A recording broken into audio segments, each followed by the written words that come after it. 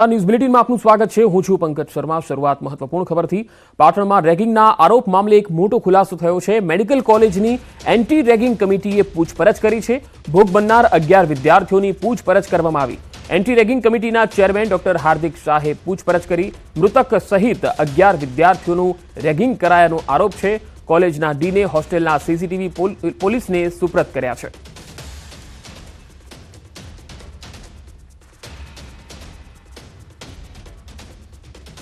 આમ ફૂલ ઇન્ટ્રો જેવું ચાલુ કર્યું। ત્યાંથી અમે 2.5 થી 3 કલાક એક ધારા અમે ઊભા રહ્યા હતા અને આ ફૂલ સ્ટ્રિક્ટ હતું કે તમારે બધાને ઊભું રહેવાનું, ડોકી નીચે રાખીને વાત કરવાની એમ, અને શાંતિથી વાત કરવાની, ભાઈ યાર ખોટી માથાકૂટ નહીં કરવાની। એથી 2.5 થી 3 કલાક અમને એક ધારા ઊભા રાખ્યા। એમાં વચમાં થોડુંક આમ શું કહેવાય, એટલે બધું ઇન્ટ્રોમાં હાલતું હતું, એટલે બધું બધાને પૂછતા હતા કે હોબી શું, ફરજિયાત તમને હોબી ને એવું બધું કહેવાનું, એ માથાકૂટને બધું હાલતું હતું। છેલ્લે 2.5 થી 3 કલાક સુધી આવું એક ધારો ચાલતું રહ્યું અને લાસ્ટમાં જે અમારો ભેગો હતો સ્ટુડન્ટ એ ડાયરેક્ટ અનકોન્શિયસ થઈ ગયો, ઊભો હતો। જો કોઈ એલિગેશન જેમાં 11 છોકરા જે છે જુનિયર અને 16 છોકરા જેટલા સિનિયર છે એ દરેકના નિવેદન લઈ અને જો એ વસ્તુ પુરવાર થશે તો we will take very strict action against the culprit. તારકોર મેડિકલ કોલેજમાં એક વિદ્યાર્થીઓનો શંકાસ્પદ મોત નીપજ્યું છે, ત્યારે સમગ્ર હકીકત એ રીતે સામે આવી રહી છે કે વિદ્યાર્થીઓનો રેગિંગ કર્યું છે તેના કારણે વિદ્યાર્થીઓનો મોત નીપજ્યું છે, પરંતુ હાલ મૃતક વિદ્યાર્થીઓનો પોસ્ટમોર્ટમ થઈ રહ્યો છે। પીએમ રિપોર્ટ આવ્યા બાદ જ સમગ્ર હકીકત બહાર આવશે, પરંતુ દ્રશ્ય બતાવીશ કે જે રીતે આ વિદ્યાર્થીઓ ઊભા છે તેમાં એક નહીં પરંતુ 11 વિદ્યાર્થીઓ જે જુનિયર હતા અને સામે સિનિયર વિદ્યાર્થીઓ દ્વારા રાત્રે એક મેસેજ કરવામાં આવે છે અને તમામ જુનિયરોને એક જ જગ્યાએ એકઠા કરવામાં આવે છે અને ત્યારબાદ સિનિયર વિદ્યાર્થીઓ દ્વારા જે જુનિયર વિદ્યાર્થીઓ છે તેમનું ઇન્ટ્રોડક્શન કરવામાં આવે છે અને વિવિધ પૂછતાછ કરવામાં આવે છે કે તેમની હોબીઓ શું છે। એટલે કે વિદ્યાર્થીએ જે રીતે જણાવ્યું છે કે એક જ જગ્યા ઉપર લગભગ 2.5 થી 3 કલાક સુધી એક જ જગ્યા ઉપર ઊભા રાખવામાં આવ્યા હતા અને જે રીતે જે મૃત્યુ પામ્યા વિદ્યાર્થીઓ છે તે પણ આ વિદ્યાર્થીઓ સાથે ઊભો હતો અને અચાનક તે ઢળી પડ્યો હતો, ત્યારબાદ તેને હોસ્પિટલ લઈ જવામાં આવ્યું હતું, પરંતુ ત્યાં તે મૃત જાહેર કરવામાં હતો। એન્ટી રેગિંગ ટીમની જે તપાસ કમિટી રચવામાં આવી છે હાલ સમગ્ર મામલે તપાસ કરી રહી છે અને પીએમ રિપોર્ટ આવ્યા બાદ જ સમગ્ર જે ઘટના છે તેના પરથી પડદો ઉઠશે। અશરફ ખાન, ન્યૂઝ 18 પાટણ। ગાડી સાઈડમાં ચલાવવાની બાબતમાં હત્યા થઈ ગઈ। સુરતના રત્નમાલા સર્કલ નજીકનો આ બનાવ છે, જ્યાં પિકઅપ વાન ચાલકે યુવક પર ગાડી ચડાવી દીધી। મયુર મેર નામના ચાલકની પોલીસે ધરપકડ કરી લીધી છે। વાહન સાઈડમાં કરવાની બાબતે બબાલ બાદ પિકઅપ વાન ચડાવી દીધી હતી। પિકઅપ ચાલકે બેફામ રફતારમાં યુવકને અડફેટે લીધો હતો અને મૃતકને 150 મીટર બોનેટ પર ઘસડ્યા બાદ ગાડી ચડાવી દીધી હતી, જેમાં યુવકનું ઘટના સ્થળે મૃત્યુ થયું। આ બનાવમાં સુરત ક્રાઇમ બ્રાન્ચે આરોપી મયુર મેરની ધરપકડ કરી।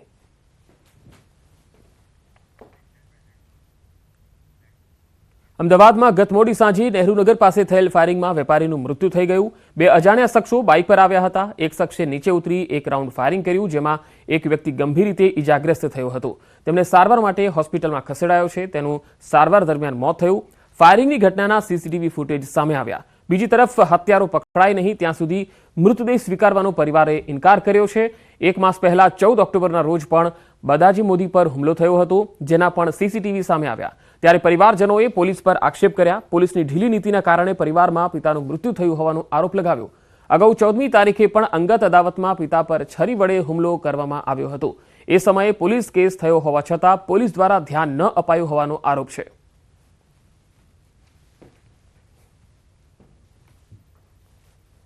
કાલે સાંજે 8 વાગે હું અને મારા પપ્પા બેઠા હતા, પછી માણસો બધા આયા, 2 જણા ખુરશીમાં હું બેઠો, પપ્પા બેઠો હતો, હું બાજુમાં બેઠો હતો। પછી પેલા 2 માણસો આવ્યા, મોઢું બાંધીને આવ્યા, પછી સીધા પપ્પાને ગન લઈને આવે ને પછી સીધી ગન લઈને અહીંયા મારી જાય છે પપ્પાને। પછી પેલા લોકો ભાગી જાય છે, અમારા માણસો પાછળ દોડે છે પકડવા માટે, પણ એક જણ બાઇક ચાલુ રાખે છે, 2 જણા પાછળ બેસીને ભાગી જાય છે। અમારા માણસો પાછળ દોડ્યા પણ એ હાથમાં આવ્યા। અગાઉ થયો હતો, એ 14 તારીખે બનાવ બન્યો હતો, એ મહિનો ઉપર થઈ ગયો છે, પણ અમને સાહેબે કીધું હતું કે તમારા કાર્યવાહી અમે કરીએ છીએ, તપાસ કરીએ છીએ, પણ હજી કે થઈ નથી કાર્યવાહી। તો આ પહેલાં કાર્યવાહી થઈ ગઈ હોત તો આ બીજી વાર અમારા બનાવ ના બનત। પોલીસ પ્રશાસને 14 તારીખે જે હુમલો થયો એના પછી અગર ત્વરિત પગલાં લીધા હોત અને આરોપીઓને સળિયા પાછળ ધકેલી દીધા હોત તો આજે કાકા બેઠા હોત અને બીજી વાર આવી હિંમત ના કરત। એટલે પ્રશાસનને મારી નમ્ર વિનંતી છે કે જલ્દીથી જલ્દી આરોપીઓની ધરપકડ કરી જેલના સળિયા પાછળ મોકલે અને પીડિત પરિવારને ન્યાય અપાવે. અમદાવાદ શહેરમાં વધુ એકવાર કાયદો અને વ્યવસ્થા સામે સવાલ ઉઠ્યા. જાહેરમાં લાકડી અને દંડા લઈ અસામાજિક તત્વોનો આતંક જોવા મળ્યો. ઈસનપુર 4 રસ્તા પર અસામાજિક તત્વોના આતંકનો એક વિડીયો વાયરલ થયો છે. બે જૂથ સામસામે આવી ગયા, બંને વચ્ચે ઘર્ષણ થયું. પોલીસને ચકમો આપીને આ તોફાની તત્વો ભાગી પણ છૂટ્યા. બે જૂથો વચ્ચે થયેલી બબાલમાં લાકડીઓથી મારામારી દરમિયાન પોલીસ પહોંચી, પરંતુ અસામાજિક તત્વોને પકડી ન શકી. નારોલ નજીક આવેલા રાધેકિશન બિઝનેસ પાર્ક પાસેનો આ વિડીયો હોવાની ચર્ચા છે. પીસીઆર વાનમાંથી પોલીસ કર્મીઓ ઉતરી ગયા, પરંતુ તે પહેલા તો તોફાની તત્વો ચકમો આપીને ફરાર થઈ ગયા.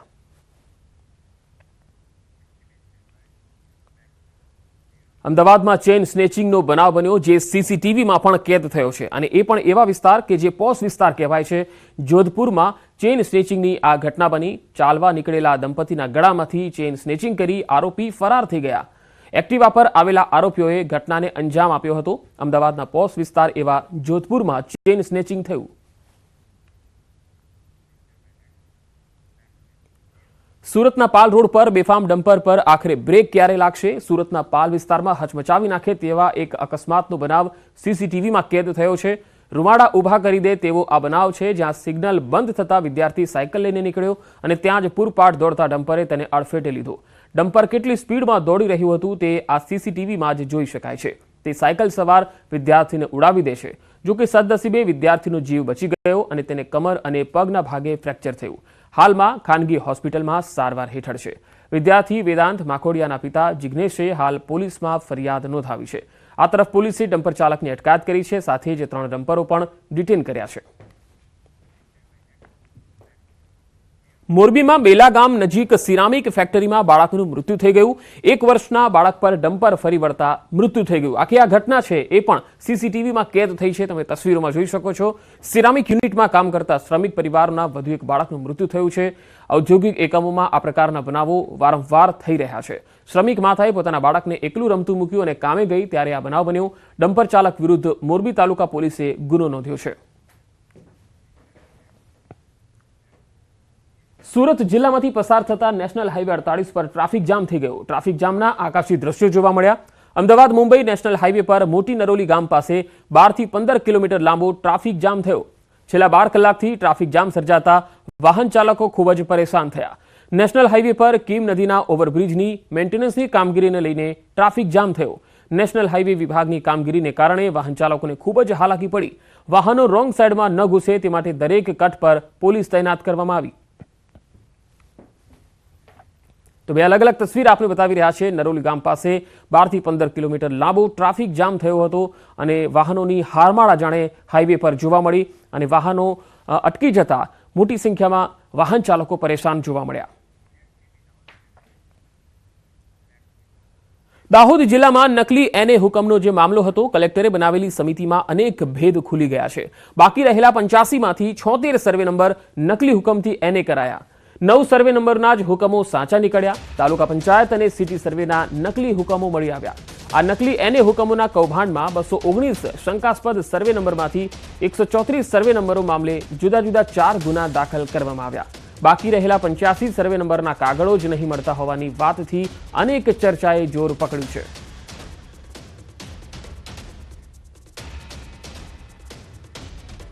સભ્ય નોંધણી મુદ્દે ભાજપના જ 2 ધારાસભ્ય સામસામે જોવા મળ્યા.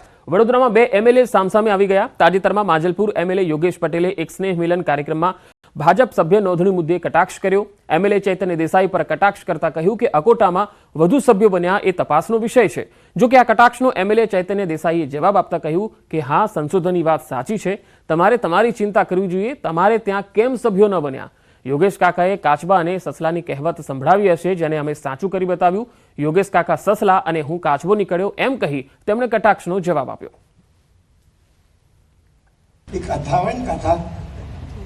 કથા સાંભળે ને પછી આમ ખંખેરીને જતા રહે એવી દશા થઈ જાય. માજલપુરમાં સભ્ય વધે એટલે સ્કીમ બી બનાવી, એટલે વેપારીઓ સ્કીમ બનાવે, માલ વેચે. જે વધારે વધારે સભ્ય બનાવે જે બોર્ડ એને બધી ગ્રાન્ટ આપવાની મને તોય નથી કરતા.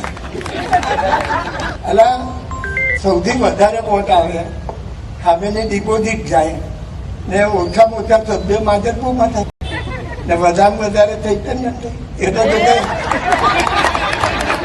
એ તો તપાસનો વિષય છે. મોટા નેતા એવું કીધું કે આકોટા વિધાનસભામાં સંશોધનનો વિષય છે કે હવે આટલા બધા કાર્યકર્તા લોકોએ પ્રાથમિક સભ્ય કર્યા કેવી રીતે. એવું વાત તો સાચી છે, સંશોધનનો વિષય છે, પણ એ સંશોધનનો વિષય એવો છે કે તમે તમારી પોતાની ચિંતા કરો કે તમારા ત્યાં કેમ નહીં થયા. બરાબર. એમને એવું પણ ઉદાહરણ આપ્યું કે પેલા સસલાના કાચબાની રેસ એક આના પેપરમાં આવ્યું કે નહીં ખબર નથી મને, પણ એનું બી આ ઉદાહરણ આપ્યું. તો મેં કહ્યું જો સાચું કરીને બતાવ્યું ને તો લોકોએ તો વાર્તાઓ સારું આટલા વર્ષથી કોઈ જોઈ છે રેસ? હવે તો કાચબા અને સસલાની રેસ બી કરીને બતાવી સાચી. યોગેશ કાકા કે હું સસલો, સોરી નામ બોલ્યું,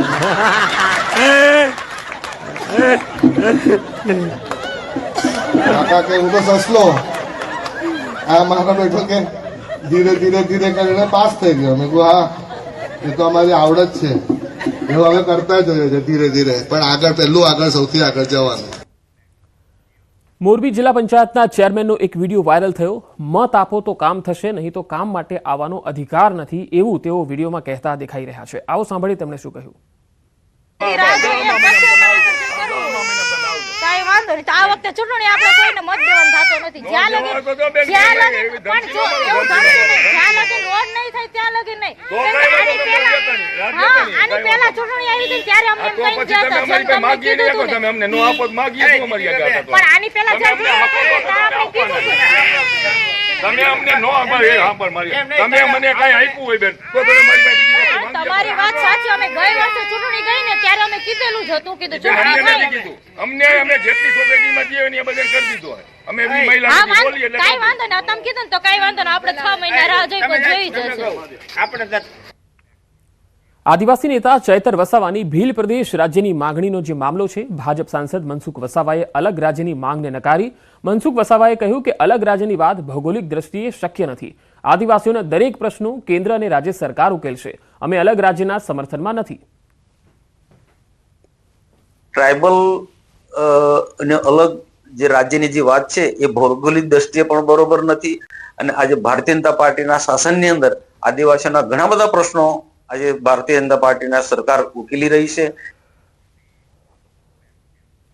અમદાવાદની ખ્યાતિ હોસ્પિટલ કાંડનો વિવાદ શમવાનું નામ નથી લઈ રહ્યો, ત્યારે ખ્યાતિ હોસ્પિટલની બેદરકારીનો વધુ એક કિસ્સો સુરેન્દ્રનગરમાં સામે આવ્યો, જેમાં બજાણા ગામના આધેડનું ખ્યાતિ હોસ્પિટલના તબીબોની બેદરકારી ભરી સારવારથી મોત થયાનો દાવો કરાયો. મૃતકના પરિવારે ખ્યાતિ હોસ્પિટલના તબીબ સામે આવા ગંભીર આક્ષેપ કર્યા. પરિવારના જણાવ્યા મુજબ ગત તારીખ 4 ઓક્ટોબર વિનાયકપુરા ગામે અમદાવાદની ખ્યાતિ હોસ્પિટલનો કેમ્પ હતો, જેમાં પીએમજે કાર્ડ ધરાવતા ગણપતભાઈને શરીરમાં એક નળી બ્લોક હોવાનું જણાવી ઓપરેશન માટે બોલાવવામાં આવ્યા. જોકે ઓપરેશનની પરિવારે આનાકાની કરતા આયુષ્યમાન કાર્ડ હેઠળ ઓપરેશનનો કોઈ પણ ચાર્જ નહીં લાગે તેમ સમજાવી ગણપતભાઈનું એન્જિયોપ્લાસ્ટીનું ઓપરેશન કરી દેવાયું. ઓપરેશન કરતા ગણપતભાઈની તબિયત બગડી ગઈ. ત્યારબાદ અમદાવાદની સિવિલમાં ખસેડાતા ગત 4 નવેમ્બરે સારવાર દરમિયાન ગણપતભાઈનું મોત થયું. આ અંગે સિવિલના તબીબોએ કહ્યું કે દર્દીનું અયોગ્ય રીતે ઓપરેશન કરવાથી મોત થયું છે. આ બાબતે પોલીસને પણ જાણ કરવા છતાં કાર્યવાહી ન કર્યાનો મૃતકના પરિવારજનોનો આરોપ છે. પોલીસે જો યોગ્ય કાર્યવાહી કરી હોત તો અનેકના જીવ બચી જાત. ત્યાં કેમ્પ આવેલો ખ્યાતિ હોસ્પિટલનો 6 તારીખે, એટલે કેમ્પમાં તપાસ કરાઈ, એટલે કે વધુ તપાસ કરાવી હોય તો કે તમે હોસ્પિટલ આવો, અમારી ગાડી આવશે. એટલે પછી બીજા દિવસે ગાડીમાં ગયા અને ત્યાં તપાસ કરાઈ અને એન્જિયોગ્રાફી કરી અને તરત એમને કીધું કે આમાં નળી બ્લોકેજ છે તમારે, એટલે કે સ્ટેન્ડ મૂકવું પડશે.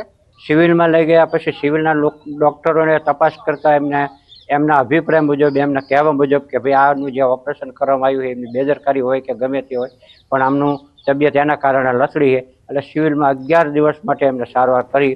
સારવાર દરમિયાન એમને 11મા દિવસે મૃત્યુ પામ્યું હતું. આ ખ્યાતિ હોસ્પિટલના ડોક્ટરોની બેદરકારી, પીએમ યોજનાનો લાભ લઈ ગરીબ માણસોને લૂંટવા માટેનો ઈરાદો. ખ્યાતિ હોસ્પિટલની બેદરકારી સામે આવતા મહેસાણા આરોગ્ય વિભાગ સક્રિય થયું. જિલ્લા આરોગ્ય અધિકારી કડી તાલુકાના ગામડાઓમાં ફરી તપાસ કરી રહ્યા છે. આરોગ્ય વિભાગની તપાસ બાદ ચોંકાવનારી વિગતો સામે આવી. ખ્યાતિ હોસ્પિટલે અત્યાર સુધી કડી તાલુકાના 9 ગામોમાં કેમ્પો કર્યા. બોરીસણા, ખાવડ, ડરણ, વાઘરોડા, કોલાદ, લક્ષ્મીપુરા, ખંડેરાવપુરા, કાણજરી અને વિનાયકપુરામાં કેમ્પ કર્યા. હજુ પણ મહેસાણા આરોગ્ય વિભાગની ટીમ તપાસ કરી રહી છે.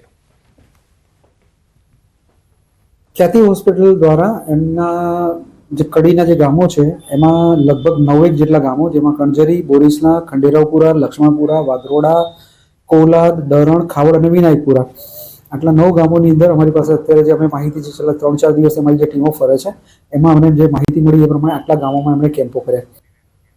70 વર્ષથી વધુ વયના વૃદ્ધો માટે આયુષ્યમાન કાર્ડની યોજના અમલમાં મૂકવામાં આવી છે, જેથી આવા વડીલોને પોતાની સારવારનો ખર્ચ ઉઠાવવો ન પડે. જૂનાગઢ ખાતે ધારાસભ્ય, વહીવટીતંત્ર તેમજ મનપાના સંયુક્ત ઉપક્રમે આ કાર્ડ માટે કેમ્પનું આયોજન કરવામાં આવ્યું, જેમાં ખૂબ મોટી સંખ્યામાં વડીલો આયુષ્યમાન કાર્ડ કઢાવવા માટે ઉમટી પડ્યા હતા. 70 વર્ષથી વધુ વયની જે વૃદ્ધો છે તેમના માટે આ કાર્ડની ખાસ યોજના આયુષ્યમાન કાર્ડ માટે અહીંયા મોટી સંખ્યામાં વડીલો આવ્યા, કારણ કે 70 વર્ષથી વધુ વયના કોઈ પણ જે વૃદ્ધો છે તેઓ પોતાના આધાર કાર્ડથી પણ આ આયુષ્યમાન કાર્ડ જે છે એ કઢાવી શકે છે. ખૂબ મોટા પ્રમાણમાં વડીલો અહીંયા આવ્યા છે. અમને એવું હતું કે એટલા લોકો બાકી નહીં હોય, પણ ખૂબ મોટા પ્રમાણમાં લોકો બાકી છે. એટલે આજે વહીવટીતંત્ર સાથે સંકલન કરી અને દરેક વોર્ડમાં આવો કેમ્પ થાય, દરેક ગામમાં થાય, વડીલોના ઘર સુધી પહોંચીને એક પણ વડીલ આ કાર્ડ વગર બાકી ન રહે એવા પ્રયત્નો કરવામાં આવશે. મારું આયુષ્ય કાર્ડ નીકળી ગયું છે. મારો નંબર પહેલો હતો. આ માન્ય શ્રી સરકાર તરફથી અમને સારો સહયોગ મળ્યો છે, તો વ્યવસ્થા બહુ સરસ છે.